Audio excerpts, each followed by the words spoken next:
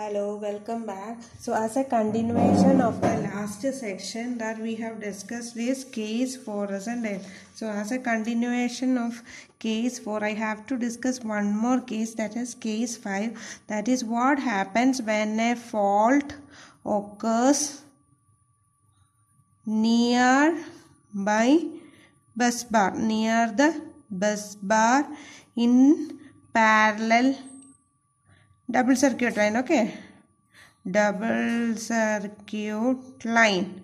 So what will happen when a fault occurs at a parallel double circuit line? So what I have to do is, we are considering the same system, that is one generator is there, then two lines are there, and this is my infinite bus bar. This is V angle 0 degree, this is E angle delta degree. Two lines are there. What happens when a fault occurs at this bus bar? So if I am drawing my equivalent circuit diagram, this is alternator and this is XD. Here is my bus bar and there is one transmission line here and another transmission line here. So XL1 and XL2, I write it as XL both. I am assuming both the transmission lines are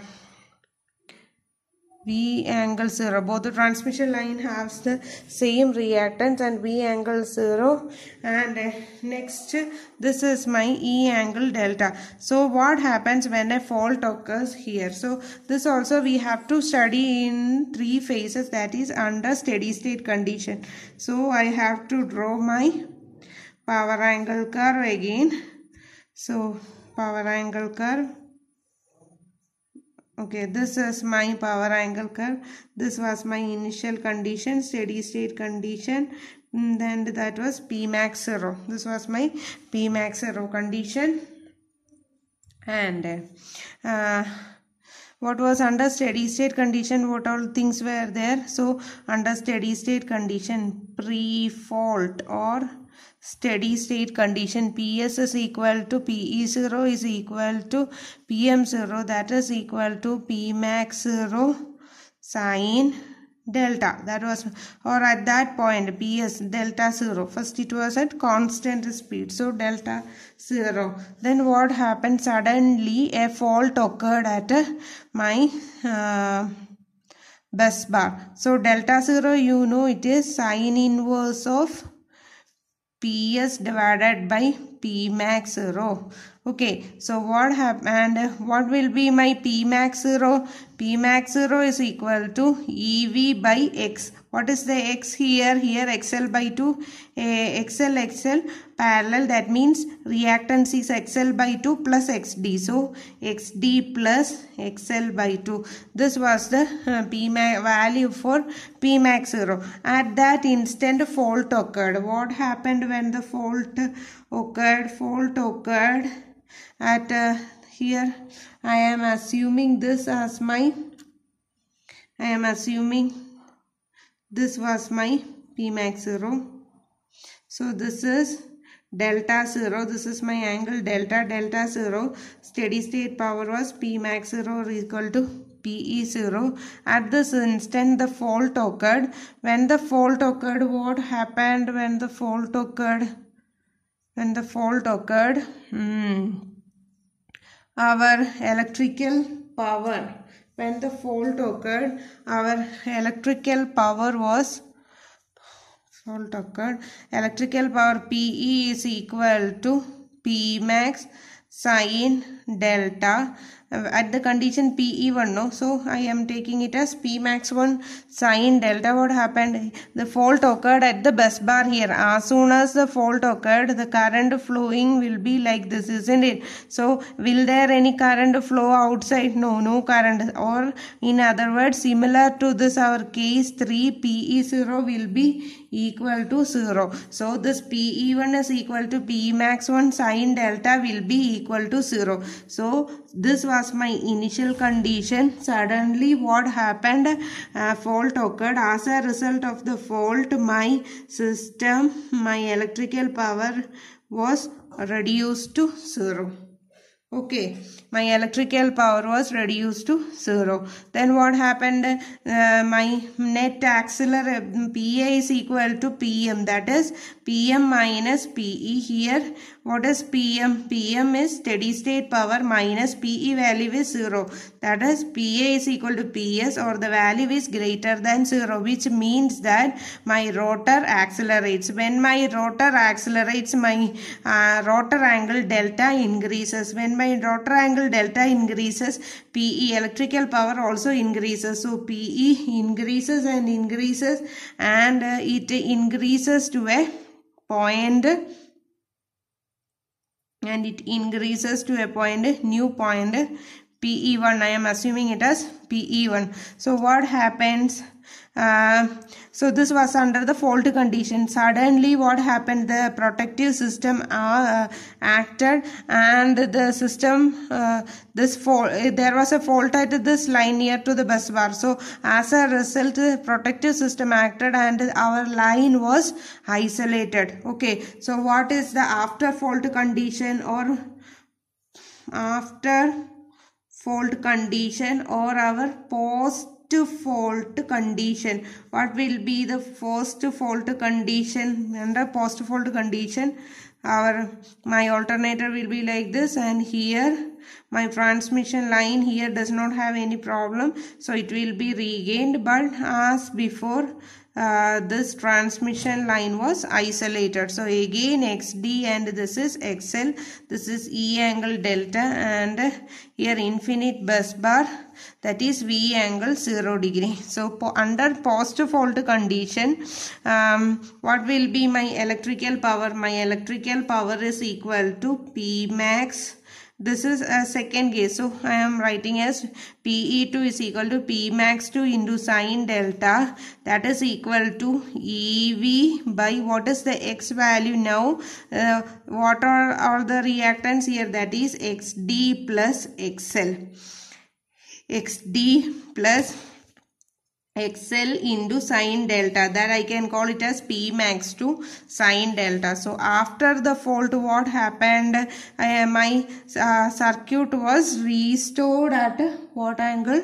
Here I am assuming this was my, at this angle, rotor angle delta 0, my circuit was restored, and it will be following this power, that is P max 2, and we have to consider PE2 will be equal to XD plus PE2 value is equal to EV by XD plus XL. Okay, so what we have to do is similar to what we have done in our last case. We have to compare all the values. What was the value here? Here P max 0 here before the fault, under the pre-fault condition, X0 was equal to XD plus XL by 2, and under the fault condition, we don't need any reactants, and electrical power was 0, and so under this condition X0, so what was my PE0 was equal to P max 0 sine delta, and under the fault condition PE was equal to 0, we don't want. And after the fault is cleared, after the fault, or I should write post fault condition in our system was, post fault condition in our system was, that is X2, and after the fault X2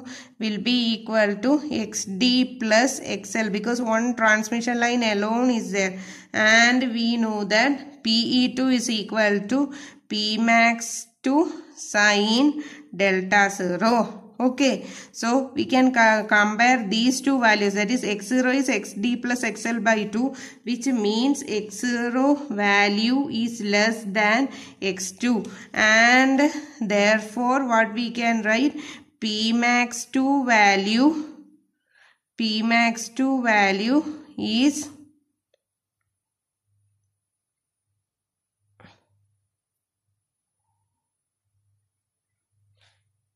less than P max 0 value. Okay. So we have to check it once more. That is x0 value is xd plus xl by 2. That is, and x2 value is xd plus xl. Okay. So x2 value is greater than, I'm sorry. X2 value is greater than, x2 value is greater than x0. x2 value is greater than x0. Therefore, p max 0 value is greater than p max 2 value. Okay, so p max 0 value, this I have taken as p max 0. So what is p max 2? It will be around some other value. So I am drawing this as p max 2 curve. Okay, so this is my p max 2 curve. So I am drawing this. This is my p max 2 curve. And so what will happen when my fault is cleared? Suddenly it will follow this path. Suddenly it will follow this path. So when my fault is cleared, the electrical power will follow this path.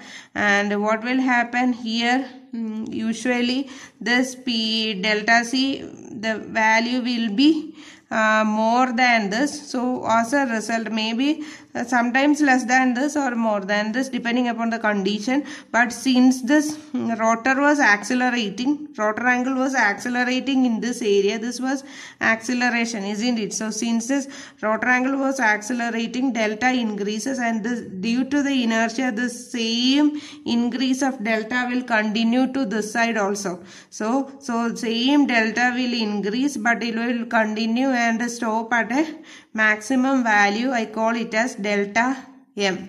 The maximum value I call it as delta M. So this point I call it as 2 or B, and this point I call it as C. So what happened when the fault is cleared? It switches to our second curve, that is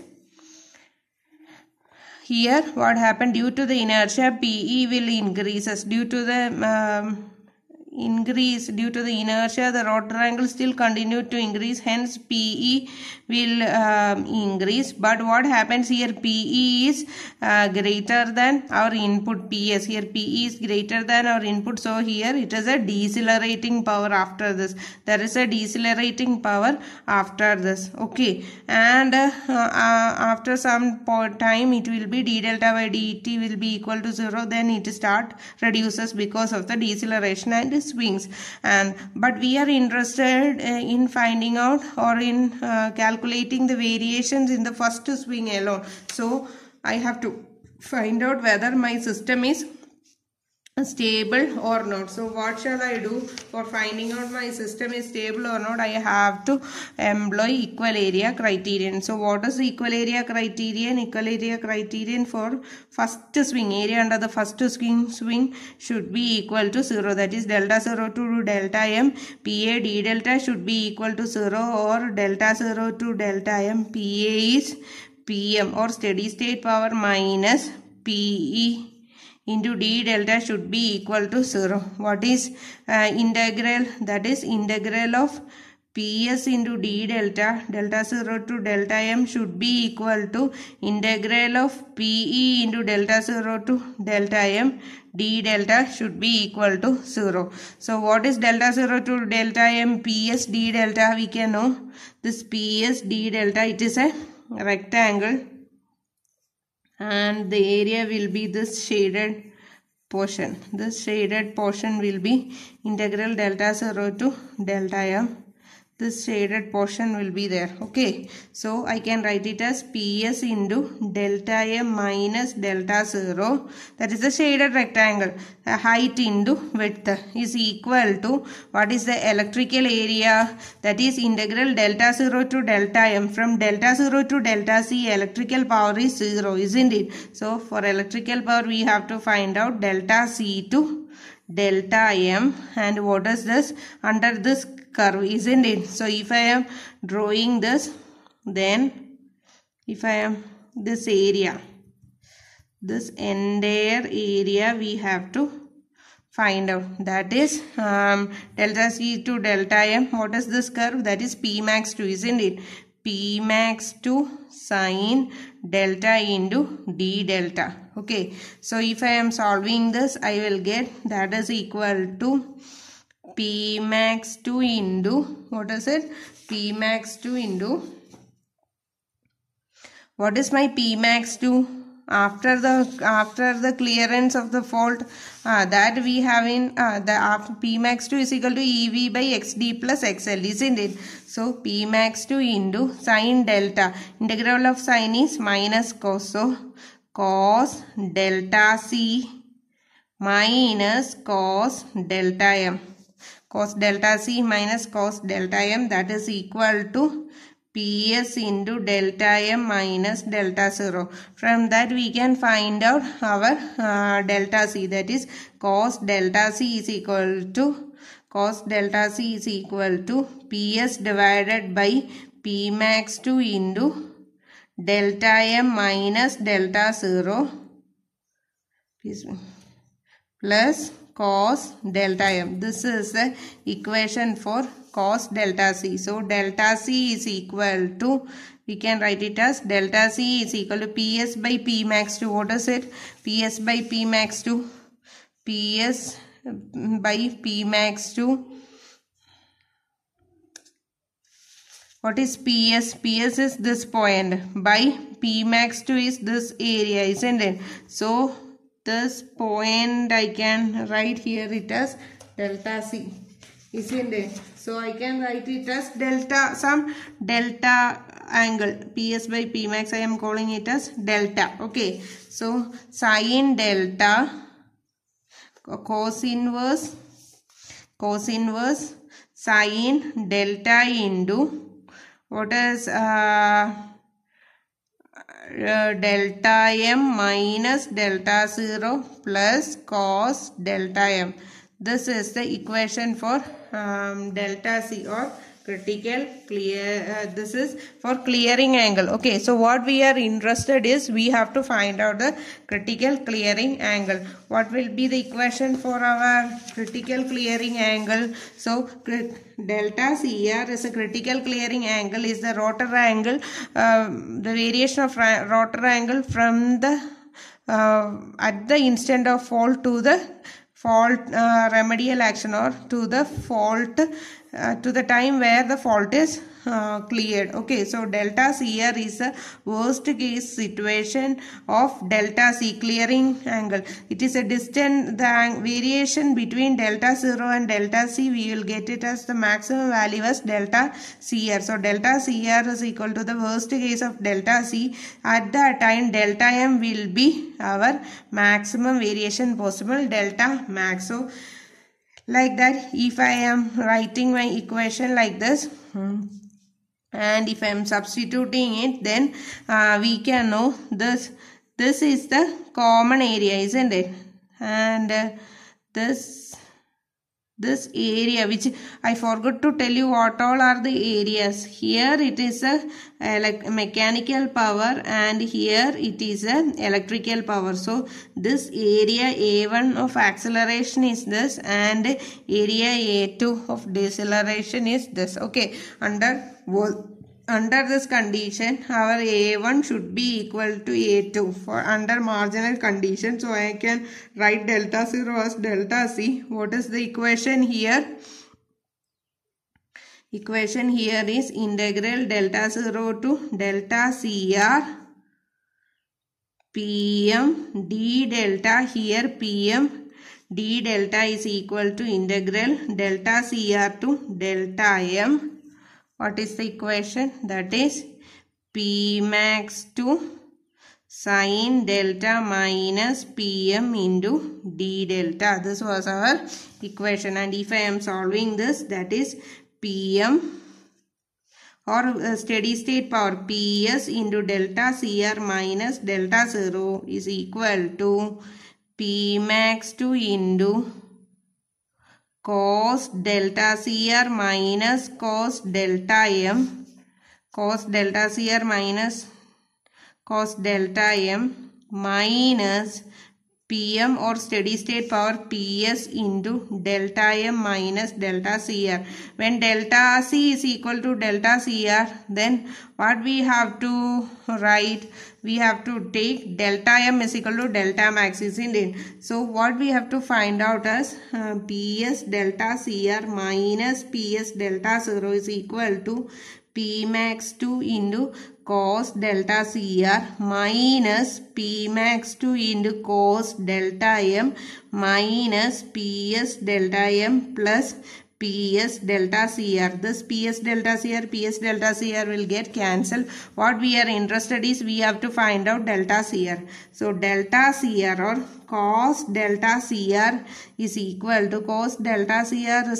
to P max 2 cos delta M minus or plus P max 2 cos delta M is delta max. P max 2 cos delta max plus Ps into delta max minus delta 0 divided by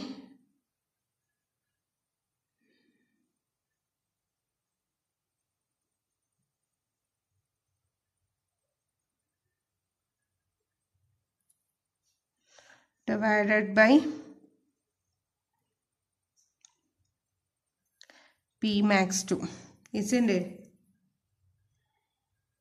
So divided by P max 2, what we will get? We will get as delta Cr is equal to cos inverse of cos delta max plus Ps by P max 2 delta max minus delta 0. This will be our equation. What is Ps by?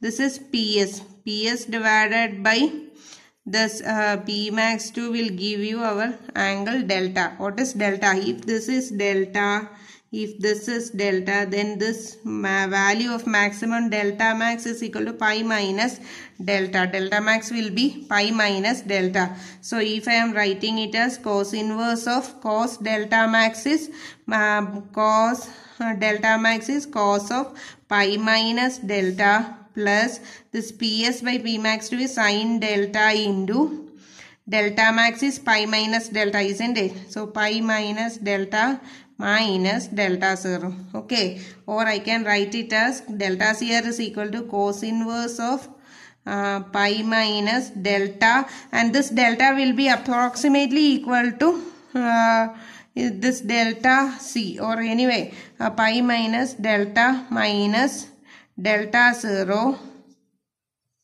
into sin delta minus cos delta. This will be my equation of delta Cr. This will be my equation of delta Cr is equal to cos inverse of this value. And how can we find out TCR? TCR also the same condition, that is we are applying S is equal to ut plus half at square, where a is the acceleration and here it is d square delta by dt square gives the acceleration. So according to swing equation, what is it? M d square delta by dt square is equal to pa. So d square delta by dt square is equal to pa by m. So S is delta is equal to delta 0 plus half into Pa by M into TCR square. Here delta is equal to critical clearing, and when delta is equal to critical clearing angle, T is equal to critical clearing time. Then we can find it out as critical clearing time is equal to root of 2m by Pa into delta Cr